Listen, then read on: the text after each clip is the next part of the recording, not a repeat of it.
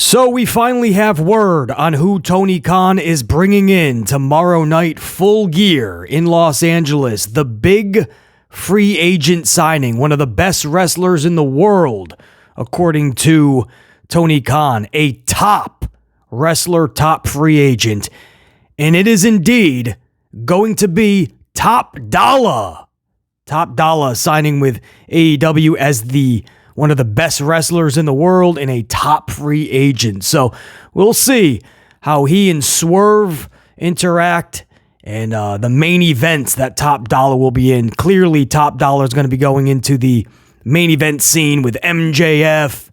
You'll get Top Dollar and Mox, Bryan Danielson. Maybe they'll do something with Jericho. It'll be interesting, man. So we'll see. We'll see how they do the announce. I'm kidding. Relax. Relax. It's a Friday evening. Everybody relax. We got a lot of wrestling tonight coming up.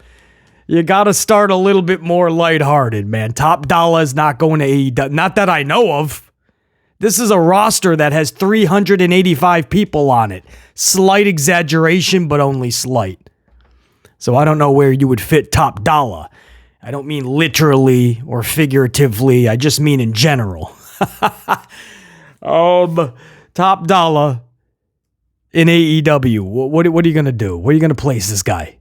You going to stuff him in ROH where most of your fan base still is trying to find where to find ROH? Sadly. On that note, all right, we got to start a little bit of fun, right? A little bit lighthearted. But on a serious note, we put up 3 uploads yesterday. Hopefully you guys were able to catch them all. That's why I always say, got to be sub to notify, because you never know if I'm going to spit 10 of these out at you. But in one of those, we go over the options for tomorrow night, right? The biggest, a lot of people are saying, and I don't blame them, it's Banks or bust, right? Mercedes Moné has to be this name because nobody else makes sense, right? Ibushi, you already declared that he's all elite. So now you're just going to sign the contract when you already announced Ibushi is all elite. Will Ospreay makes no sense. Yes, his NJPW contract doesn't expire till February, but even if you were able to do a buyout, which I wouldn't even think it would come to that because you have a working relationship with New Japan, but he's been working with you. He's been in matches, so that's not that big of a deal. I mean, it's big, but that's something you would just dish out on social. By the way, Will Ospreay, the guy you've been seeing many times on our television show, we actually got him on a deal now. Awesome. But you wouldn't hype it up to this measurement, to this level, when he's already been working with you. So not even Ospreay would fit that realm. And then there's Dolph Ziggler, right? And we brought up these names in one of the uploads yesterday when talking about this. Is it Mercedes Moné? It was that upload, and we go over all these names. And Dolph Ziggler's one of the dudes that I brought up because I said, I mean, whether it's a 60 or a 90, I believe they're reporting it was a 90-day no-compete clause because he was financially compensated and he just got to sit home and eat the, let the dust settle before you can shake it off is the best way I can put it, right? That's what Dolph Ziggler's got to do, and he's fine with that. He's got his comedy, he does some writing, he does all these other things, side projects. That's why he was always just fine with however he was booked. Whichever way, he never complained because WWE was just one of many projects for him. So Dolph Ziggler's sitting home for the 90 days, and he's one of the names that got brought up. You know, did he have a deal with WWE where, you know what, we respect you. You've been with us for so long. You never did us dirty. You know what, 30 days for you. Maybe it was a 60 day. Maybe there was a 0 day, and he was able to land Dolph Ziggler. We've seen crazier in the past. But it doesn't even matter. Even if Dolph Ziggler is available tomorrow to show up in LA and sign that contract, where are you putting Dolph Ziggler? And I bring this up again because we just had this conversation yesterday, but because he's heavily in the news cycle today. Dolph Ziggler is going to sign with AEW. He apparently is not the guy tomorrow because of this supposed 90-day, which again, nobody can confirm it, so we really don't know. But in the future, 2 weeks, 2 months, Dolph Ziggler, and we all give a, whoa, Dolph. And we all say, yay. And we all say he deserves it. And hopefully he gets better booking, right? We'll do all the things because we respect Dolph. We want the best for him. We know he's a good wrestler. He can have good wrestling matches in AEW. But what do you do with them? Because if you want to talk the facts, let's talk the facts. The facts are AEW, Tony Khan has so many top-tier wrestlers. I'm talking bona fide main eventers. And guys, they just don't move the needle. It's not shade to them. They still could. AEW just has to find that groove. Find the way to make this all work. There is no way you can have this amount of names on your roster and the names that you have on the roster, like Bryan Danielson, Mox, Chris Jericho, Ken Omega, Adam Cole, baby. Injured or not injured, the point that you had all of these people debut, Adam Copeland, Edge, Keith Lee, when Keith Lee was still Keith Lee, went to AEW, you never would have known it. And you could keep going, right? The list goes on and on. For the females, you had Toni Storm pop up. You had Saraya pop up. But it never truly moved the needle, right? It goes into a couple of news cycles, and then it stops. And the ratings go backwards, and the talk of these people becomes non-existent. It's like we sign them, we debut them, but we don't have a plan for them. So my problem with this is Dolph Ziggler just becomes another spoke on the wheel. And I understand you need all the spokes for the wheel to go round and round, right? And if spokes start flying off, the wheel eventually does. But I don't know any wheel that needs this many spokes. Because sometimes the wheel will fall off because you have oversaturated the spokes. A ship will sink because there's too much weight on the ship. This is what's happening in AEW. It's what's been happening in AEW. There's no possible way with all of the shows that Tony has. Rampage, Collision, Dynamite, ROH, and you can add a couple, 2, 3 more. You will not be able to fit all of the people that he has signed to AEW. So Dolph Ziggler shows up when Adam Copeland just showed up last month. And the show that he's on, Collision, can not even get to 400,000 viewers the last several weeks. Not just up against Crown Jewel, which, by the way, Crown Jewel was on during the afternoon, but we still gave them that excuse, right? But then this past week, they still didn't hit 400K.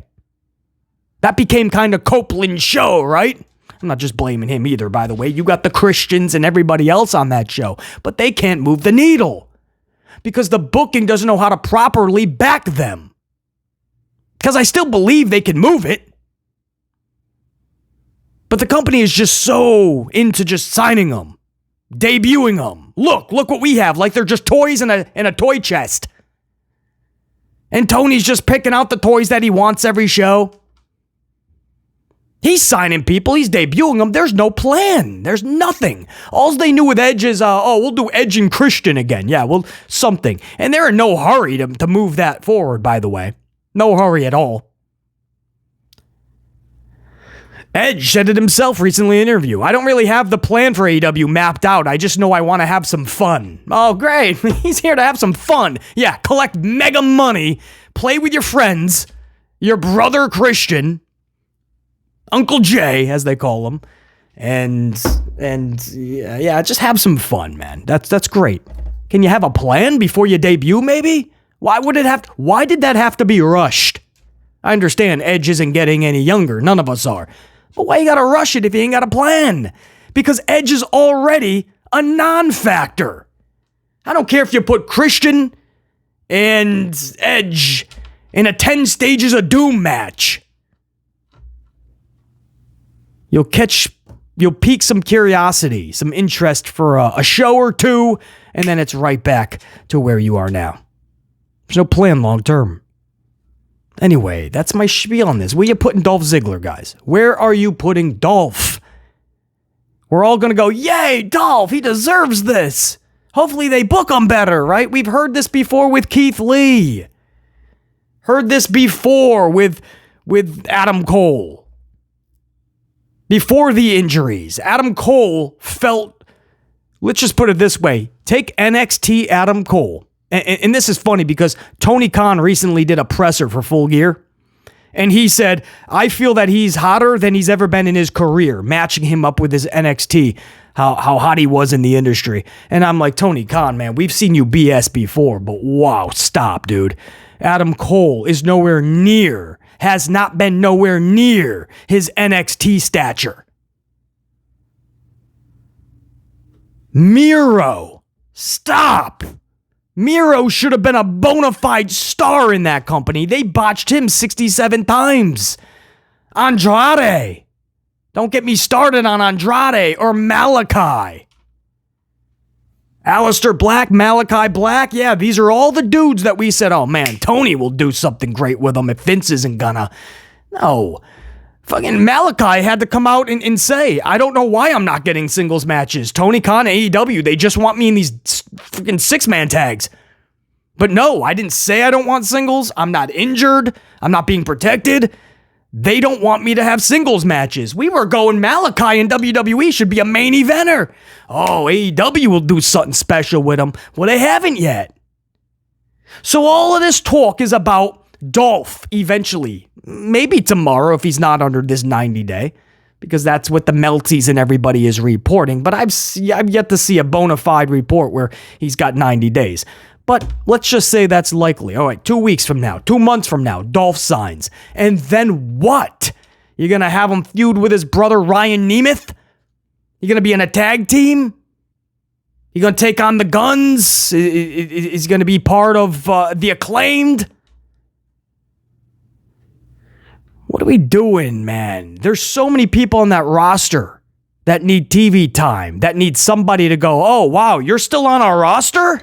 I don't even know if Tony knows all these people are on his roster. And every single week, it's the same people with the TV time. Dan Garcia with his freaking dance. All 5'2", $140 soaking wet of them.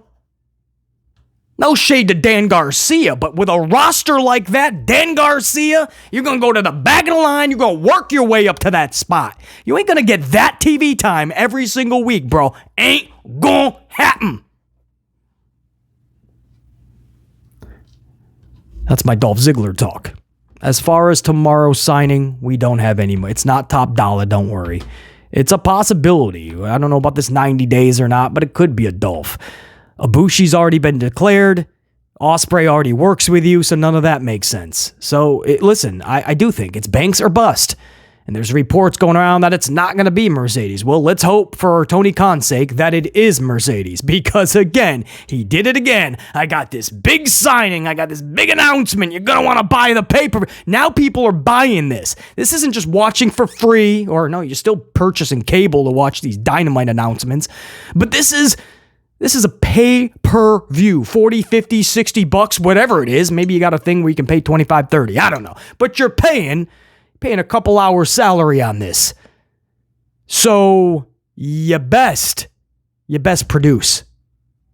People are paying money now. A lot of them are getting hyped up. Oh man, could it be Mercedes? All right, well, now you say, well, we didn't say it was Mercedes, so you got your hopes up. You got the hype train moving too fast. Your expectations rose when they shouldn't have been down. They should have been down here. All right, it's the same thing with WWE that we're saying with Punk. You know, you let all of these teases and references go, even if it was coincidental and you didn't know about it up front. You didn't mean to have your wrestlers say that. Well, you found out, obviously. Take the shit down, like the USA Network, Best in the World with the GTS and Shinsuke. Take it down. You didn't even ask them to. Grayson Waller, nobody can touch me on commentary. That's obviously Punk. You didn't ask him to take it down. You're smiling about it. And if you can't produce Punk at Survivor Series, which is what we're hearing, by the way, Punk is not going to be at Survivor Series. He's not a part of WWE, and he is not under the devil mask either. AEW and WWE are not doing business with Punk. So now you got to be prepared to the backlash and the CM Punk chants in Chicago. And by the way, that brings me to this story. And this is hilarious because this popped BC. During the uploads yesterday, I put up 3. Phenom, one of my subscribers, Phenom, left a hilarious comment. He goes something to the effect of, wouldn't it be hilarious if Punk's music plays and Grayson Waller comes out? Now, you say brilliant, right? Right? Just thinking of that, because I thought brilliant. First I laughed my ass off, because I really did think about it. Then I thought, well, wait, that's brilliant, actually. And then I thought, that crowd would riot. Would they have the balls to do something like that? And no, I'm talking less than an hour. I would say 46 minutes later. I'll give you an exact if I had to guesstimate. About 46 minutes later, one of my people down in Florida around that performance center, who hears a lot more than BC, is able to get up here north, around the Stanford area. And that's headquarters. I'm telling you, that performance center is where you want to be. It's like the high school gossip section, man, for pro wrestling. And I would say 46 minutes after I read that, had a laugh and thought about it for a moment, I got word that WWE has a plan set if the crowd tries to hijack Survivor Series. And hold up, time out. Before we keep going forward, let's go backwards, because I pushed on this certain individual that gets me a lot of good information in the wrestling business. He's top notch, the very best. And I'm so glad to have him as a source per se. But I pushed, and I kept getting the same thing. Because I had just read that, so it was fresh in my dome piece, like, are they just going to have a wrestler come out, to his music? So I was asking, is this something like that? And it was just presented to me time and time again, like 3 different times. It was like the same message bag. It was just, they have a backup plan in place. They have something set if the crowd tries to hijack Survivor Series in Chicago. That's it. So it makes you think, like, is Paul Levesque McMahon going to handle himself? Like, he's going to audible and go out to the ring and, like, throw a dig over to CM Punk. Our wrestlers, you got to believe that you got to read the room. The wrestlers have to be privy to the situation they're in. They know it's Chicago, you're probably going to get Punk chants, this and that. But it's interesting, did the roster get the green light to shut down the chants, right? Or be on the microphone and throw digs to the crowd or even CM Punk? We know in the past there's been at least 2 roster meetings in Chicago because of Punk. When he was gone, knowing that the chants were going to try to hijack the show and they would call roster meetings. Are they going to do something like that so everybody who's going to perform out there live on that premium live event, is everybody going to be privy to what needs to be done if the crowd gets out of hand? You got to believe that Levesque McMahon will have that taken care of. And then it's just how... It's got to be more than production, right? Kevin Dunn is clearly going to mute out the CM Punk chants. And the new thing he likes to do is overlap it with the static crowd. The static crowd is not the live crowd. It's like B-roll crowd sounds from, who knows, could be 10 years ago. And you still hear it today. If you're privy to it, you kind of can see where it's overlapped in. But it's where they mute it out, and it's got to be perfectly done, because if you start to see the CM Punk chants and you can hear them, and then all of a sudden you go to a mute, the elephant in the room is going to be too big. Nobody's going to really stop thinking about that. Like, damn, they muted that out. So Kevin Dunn is going to have to be on his game. And then if you decide to do the overlap static crowd, man, I hate that, because you can literally, we call it static crowd, because you can literally hear. It's ear pinching. It's like static. If you listen closely, you can literally hear like static. That's how you know it's faker than Sable's Booyaka Booyakas. Let's just say that. But it's interesting, man. They can go a lot of different ways with this. They could do, which would be funny. I laughed at this comment yesterday, but they could have a wrestler come out to Punk's song just to troll the fans. And that way it's the company's way to control the narrative, right? Yeah, you heard all the CM Punk chants and everything, but that's because we trolled the fans. Look what we did, and they can steal the headline, right? Grayson came out to the song. I'm just using Grayson as an example because that was in the comment yesterday, and it's something the company would do. And then, man, 46 minutes later, I was like, no way. You're not telling me that right now. because I immediately thought of something like that happening. Interesting, man. Interesting. But they have a backup plan. I'm not saying anybody's coming out to his song, guys. I'm having fun with that because I had just read a comment like 46 minutes before I got that message. But they have a backup plan. Well, we know what it is. Just try to cancel out Punk as best you can. But again, if this company just didn't let this get as out of hand as it did, they wouldn't have to worry about it. They let this get out of hand by letting the teases and just the mentions, all of that. They let it get to a point where they started to like enjoy the attention that Survivor Series was getting, and they almost promoting it with that in mind, right? There's a possibility that CM Punk could show up. And then when he doesn't, they can easily say, well, we never marketed it. You just got your hopes up. You know, you got your expectations to a point we never told you to. Well, because you got the USA Network doing what they did. Best in the world with Shinsuke. You got Grayson Waller posting photos and giving the taglines of Punk. Sethington had 3 different promos with Punk's words after the first one. And getting all of the feedback and the backlash that he got. Not backlash. People were just coming to the conclusions. Sethington heard that, obviously, doubled down, heard more of it, and tripled down. So the wrestlers, the company read the room, or at least they should have. And now all of a sudden, now we need a backup plan in case they try to hijack the show. No, they have every right to at this point. Especially if you don't deliver. Now, is Randy Orton a big enough name to show up in Survivor? Somebody big's got to show up, right? Especially with Tony bringing in a top person tomorrow, supposedly. Survivor Series has to bring somebody big in. Is Randy Orton big enough to shut the crowd up with the CM Punk stuff? Be interesting. Real quick, too, guys. Bray Wyatt. There is a legacy collection now on WWE.com. Very cool. The proceeds, I believe, are all. I know most are. I think it's all. All the proceeds are going to go to JoJo and Bray's kids. So to the family of Wyndham Rotunda. So there's a Bray Wyatt legacy collection on WWE Shop. Awesome shirts, man. So many. Even the mask. A lot of plaques with some of his big victories. There's one out of his last match ever for WWE. Or in Pro Wrestling, Royal Rumble, defeating LA Knight in the Mountain Dew Pitch Black match. There's the No Mercy where he defeats Randy Orton, a nice plaque.